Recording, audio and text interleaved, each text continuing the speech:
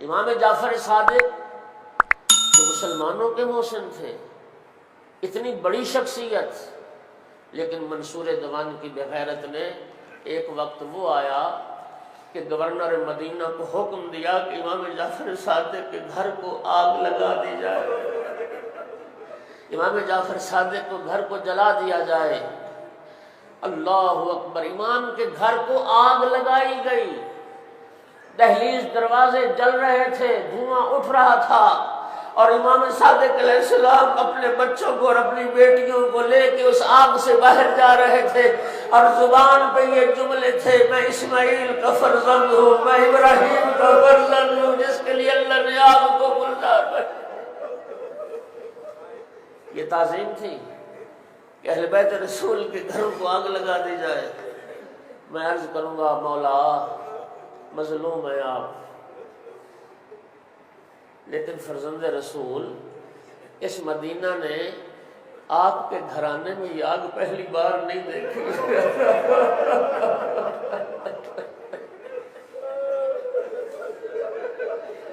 یا ابن رسول اللہ، یا ابن رسول اللہ، اہل بیت رسول کا گھر تو پہلے بھی جلایا گیا، رسول کی بیٹی کا گھر جلایا گیا۔ عزادارو یہی مدینہ تھا، رسول کی اکلوتی بیٹی فاطمہ زہرا تھی، اور مسلمان آگ اور لکڑیاں لے کے آ گئے تھے بطول کے دروازے۔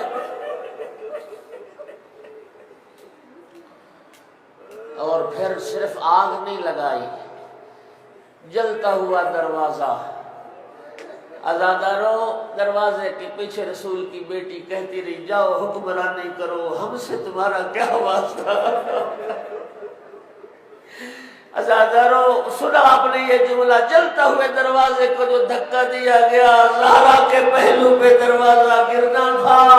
صدیقہ کبریٰ کی چیخیں نکل گئی: یا فضلۃ خذینی الی صدرک سندینی قد قتل ما بین عائشائی، فضہ آؤ سہارا دو، میرا محسن شہید کر دیا۔ اللہ اکبر! اہل بیت کا گھر پہلے بھی جلایا گیا، دوسری بار کربلا میں جلایا گیا۔ اللہ اکبر! عزادارو آپ نے سنا رسول زادیوں کے خیموں کو آگ لگی۔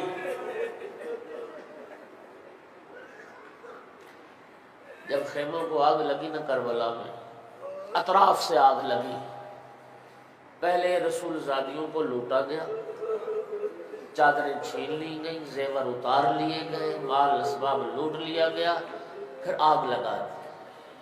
اب جو آگ لگی نا تو میری آقا زادی زینب اس خیمے میں آئی جہاں بیمار بھتیجا بستر بیماری پر۔ میری آقا زادی نے: سجاد بیٹا آنکھیں کھول۔ سجاد بیٹا خیموں کو آگ لگ چکی اور ہمارے سر پہ ردا نہیں ہے۔ سجاد بیٹا بتا اب ہم کیا کریں، زندہ جل کے مر جائیں یا ننگے سر باہر نکل جائیں؟ میرے آقا نے کیا فرمایا تھا: یا عمتی انت بحمد اللہ عالمۃ غیر معلمہ۔ پھوپھی اماں آپ عالمہ ہیں غیر معلمہ ہیں، آپ جانتی ہیں کہ جل مرنا حرام ہے، علیکن بالفرار، ننگے سر باہر نکل جاؤ، خاک کربلا کا پردہ بنا۔ میں کہتا ہوں عجیب حالات میں امام سجاد کی امامت کا آغاز ہوا۔ پہلا مسئلہ پوچھنے والی پھوپھی تھی، اور مسئلہ یہ پوچھ رہی تھی: سجاد بتا جل کے مر جاؤں یا زینب ننگے سر باہر نکل جائے؟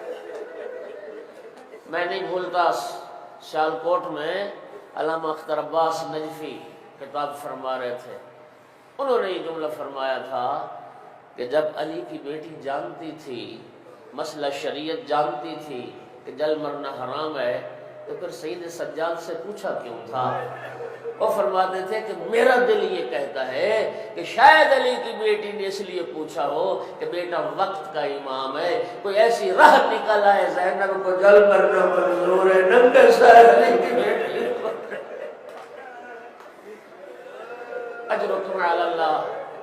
اور حمید ابن مسلم کہتا ہے میں نہیں بھول سکتا وہ وقت کہ جب خیموں کو آگ لگی ہوئی تھی، ایک دراز قد بی بی تھی، شعلے اٹھ رہے تھے، کبھی وہ بی بی جلتے ہوئے خیمے کے قریب جاتی، آگ کی تپش مجبور کرتی، واپس پلٹ آتی، پھر اگر آگے قدم بڑھاتی۔ میں سمجھ گیا کہ شاید بی بی کا کوئی قیمتی سامان اندر رہ گیا، جس سامان کو اٹھانا چاہتی ہے۔ حمید کہتے ہیں ایک مرتبہ میں نے دیکھا جلتے خیمے میں علی کی بیٹی داخل ہو گئی اور خیمے سے جو نکلی پشت پہ سید سجاد کو اٹھایا ہوا تھا، اور بعید نہیں مقتل کا رخ کر کے فرمایا بھیا دیکھ تو اکبر کو اٹھا لایا تھا، میں تیرا سجاد اٹھا لایا۔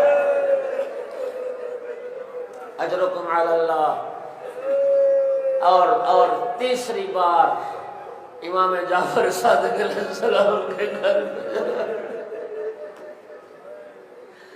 اور عزاداروں اسی پہ اکتفا نہیں ہوا، 5 مرتبہ منصور دوان کی ملعون نے 5 مرتبہ امام کو قتل کی کوشش کی، 5 مرتبہ قتل کرنے کی کوشش کی، لیکن ہوتا کیا تھا، جب بھی چاہتا تھا نہ قتل کا ارادہ کرتا تھا، رسول اللہ نظر آتے تھے، سید الانبیاء نظر آتے تھے، لیکن عزاداروں آخری مرتبہ حاکم مدینہ کے ذریعے زہر آلود انگور امام جعفر صادق کو کھلائے۔ عزاداروں زہر آلود انگور نے امام کے وجود پہ اثر کیا، عزاداروں خون کی قیانہ شروع ہوئی، امام صادق علیہ السلام بستر شہادت پر تھے۔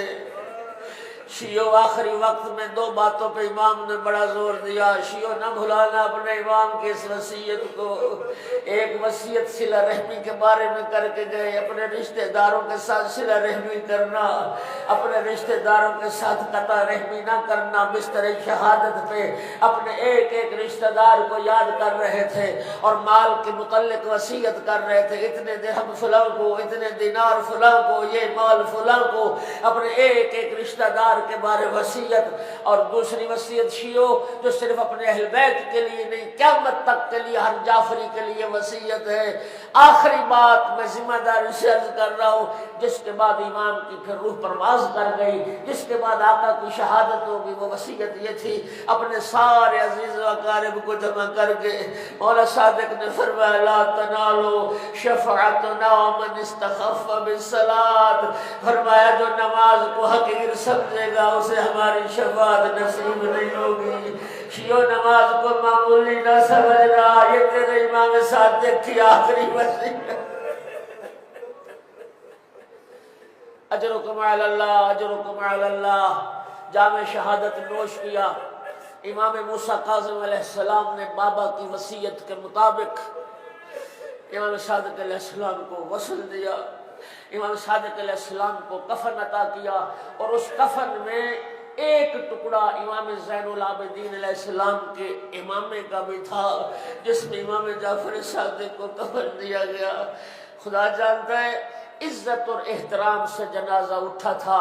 میں عرض کروں گا اے مولا، آپ وطن میں تھے، آپ اپنے گھر میں تھے، آپ اپنے نانا کے پہلو میں تھے، آپ اپنی ماں زہرا کے پہلو میں تھے، آپ کو وطن میں زہر دیا گیا، مظلومیت کی موت ہے، لیکن قربان جاؤں اس فرزند زہرا سے جو کربلا کے بن میں، جو کربلا کے جنگل میں 3 دن کا بھوکا پیاسا بلا جرم و خطا ذبح ہوا۔ اے مولا صادق، آپ خوش نصیب ہیں، آپ کا جنازہ اٹھانے والے آپ کے بیٹے تھے۔ امام موسیٰ کاظم علیہ السلام نے جنازہ اٹھایا، جنت البقیع میں اپنے اجداد کے پہلو میں دفن کیا۔ کوئی یہ درد پوچھنا چاہتا ہے تو سید سجاد سے پوچھے۔ عزاداروں 11 محرم کو جب لٹا ہوا قافلہ گزرا ہے نا مقتل سے، اور سید سجاد کی جب نگاہ پڑی بابا کے بے گور و کفن لاشے پر، سجاد کے چہرے پہ زردی موت کی چھا گئی۔ میری آقازادی زینب نے جب بیمار بھتیجے کی حالت دیکھی، میری آقازادی کو بھائی بھول گیا، دوڑ کے سجاد کے پاس، سجاد سنبھال اپنے آپ کو، یا بقیت اخی و ابی و جدی، او میرے بھائی حسین کی نشانی بیٹا، او میرے بابا و نانا کی یادگار، سجاد سنبھال اپنے آپ کو۔ اس وقت سید سجاد رو کے عرض کرتے، بوبھی اماں وہ جوان بیٹا مر نہ جائے تو کیا کرے، وہ میرے ساتھ نجس لاشیں دفن کر رہا، میرے بابا کا لاشا بے گورو